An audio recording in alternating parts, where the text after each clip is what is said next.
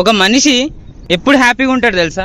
ఏదో చిన్నగా జాబ్ చేసుకుంటా ఇక ఉన్న దాంట్లో ఇక సాలని జీతం తోటి అట్లుంటేనే హ్యాపీగా ఉంటాడు మనిషి.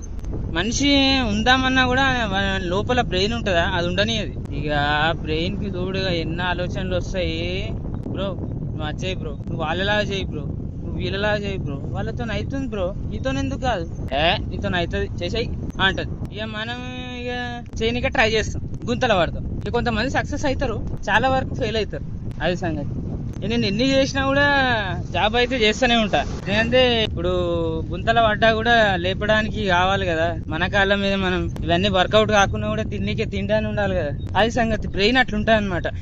చిన్న బ్రెయిన్ పెద్ద బ్రెయిన్ అన్నట్టు. చిన్న బ్రెయిన్ ఏమో చాలు బ్రో, ఓకే ఇడికే.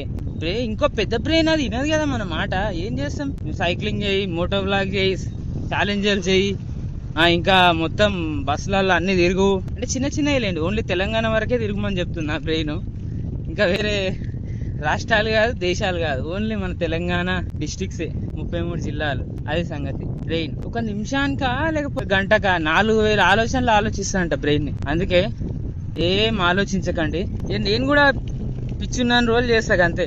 పిచ్చి పోయింది అనుకోండి, మీకన్నా ముందే నేను అన్ని డిలీట్ చేసి పడేస్తా. ఎందుకంటే పొద్దు పోవాలి, టైం పాస్ కావాలి. అది సంగతి. ఖాళీగా ఉన్నా కూడా ఏదో ఒకటి అవుతుంది. అందుకే పొద్దు ఎట్లాగా కూడగొట్టాలి ఏదో చేసి, అది ముచ్చట. మీరు కూడా ఎక్కువ ఆలోచించకండి, ఉన్న దాంట్లోనే హ్యాపీగా ఉందాం మనందరం.